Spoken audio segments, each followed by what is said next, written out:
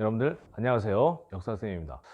오늘 여러분들과 함께 할 거꾸로 수업 영상은요, 광해군의 외교 정책과 그 이후에 있었던 인조 반정이 되겠습니다. 지금 보시고 있는 사진은 당시 성장하고 있었던 후금의 누르하치라고 하는 나중에 청나라 태조가 되는 사람입니다.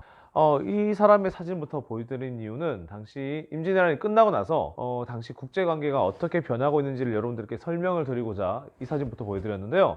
당시 임진왜란이 끝나고 조선은 극도로 피폐해된 상태에서 명나라도 많은 정비를 들여야 됐기 때문에 명나라도 어느 정도 타격이 있는 상태에서 만주 지역에 후금이 성장하고 있었습니다. 후금은 여진족의 나라였는데, 자, 이 후금의 첫 번째 왕이 된 사람이 바로 누르하치입니다. 후금이 성장하고 있는 시기에 조선시대 때 왕은요, 영화로도 유명하죠. 이병헌 씨가 주연을 맡았는데 당시 이 광해군이 왕이었었습니다. 자, 전 시간에 광해군이 임진왜란 끝난 후에 전후복구를 어떻게 했는지에 대해서 수업을 했었는데요. 자, 이번 시간에는 이 광해군이 명나라와 후금 사이에 두고 어떤 외교 정책을 펼쳤고 그 뒤에 어떤 영향을 받았는지에 대해서도 공부를 한번 해보도록 하겠습니다. 당시 조선의 국력에 대해서 먼저 알아볼 필요가 있습니다. 왜냐하면 임진왜란이 끝난 뒤에 굉장히 조선은 힘든 상황을 맞이했었거든요.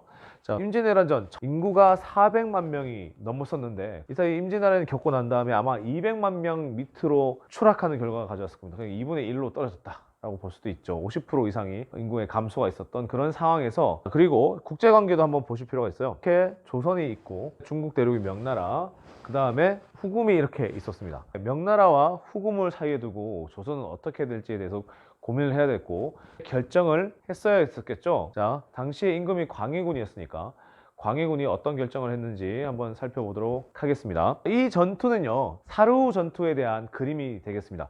자, 사루는 아까 지도에서도 나왔었는데요, 이 사루라는 지역에 왜 전투가 일어나는지 보셔야 됩니다. 명나라가 임진왜란 때 조선을 돕기 위해서 군대를 파견했습니다. 거기에 대해서 여러 가지 얘기가 있긴 하지만 넘어가고요. 자, 그리고 임진왜란이 끝난 다음에 명나라가 후금하고 대치하게 되면서 명나라 입장에서도 조선의 도움이 필요했던 것 같습니다. 그래서 조선에게 도움 요청을 하게 되죠. 일단 첫 번째 이유입니다. 부모의 나라가 자식의 나라에게 도움을 요청하는 건 당연하기 때문에 그렇게 요청했던 명분이 하나 있겠고요. 두 번째는 실제로 임진왜란 때 명나라가 조선을 도왔기 때문에 조선도 마땅히 명나라를 위기가 생겼을 때 도와야 된다라는 이유가 있었습니다.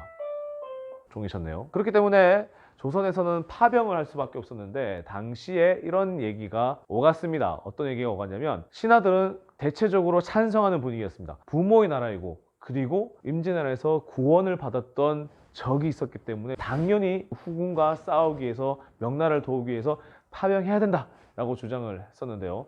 자, 그런데 임금 입장에서도 봤을 때 아까 도표 보여드렸잖아요. 인구가 그렇게 감소했었고 농토가 황폐화됐던 상황에서 군대를 다시 파견한다는 것은 조선으로서도 굉장히 힘든 일이었을 겁니다.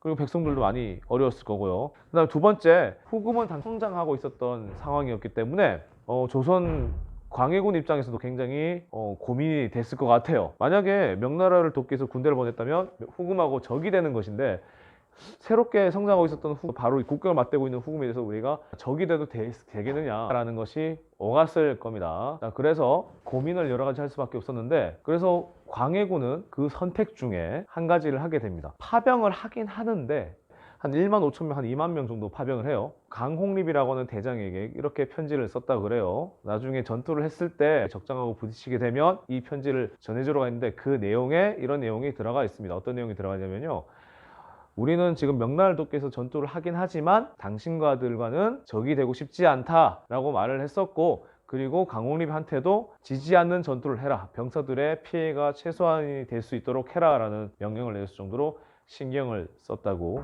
해요. 자, 그래서 이 전투가 있었던 겁니다. 광해군 입장에서는 그럴 수 있다고 쳐도 만약에 사대부들, 선비들, 당시 정권을 차지하고 있었던 선비들 입장에서는 굉장한 논란거리가 됐던 것 같아요. 어떻게 부모의 나라를 저버리고 어떻게 오랑캐와 화친할 수 있느냐라는 욕을 먹었다고 합니다. 지난 시간에 광해군이 북인의 지지를 받아서 왕이 됐다고 했는데, 이거는 뭐 서인, 남인, 북인 할 거 없이 다들 이 광해군의 정책에 대해서 굉장히 큰 반대를 했다고 합니다. 그 다음에 광해군은 좀 의심병이 많았는 것 같아요. 일단 왕이 즉위하자마자 자기 친형이었던 임해군도 죽이고, 그 다음에 결국에는 배다른 형제였던 자기 양어머니라고 할 수 있는 왕비의 아들이었던 영창대군도 유배지에서 죽여버립니다. 그것뿐만 아니고 그 배우라고 생각을 했는지 그 영창대군의 어머니까지도, 폐위까지는 아닌데 되게 한적한 궁궐에다가 유폐 보내버리게 됩니다. 그래서 이걸 네 글자로 줄여서 폐모, 어머니를 폐했고 살제, 동생을 죽였다라는 의미로 폐모살제라는 큰 멍해를 지게 됩니다. 그래서 사대부들이 유교적으로 봤을 때 어머니도 패하고 동생도 죽이는 이런 것들은 유교적으로 굉장히 반대되는 행동이잖아요. 그래서 결국에는 1623년 인조반정이 터지면서 인조가 왕위에 오르게 되는데, 그걸 바로 인조반정이라고 합니다.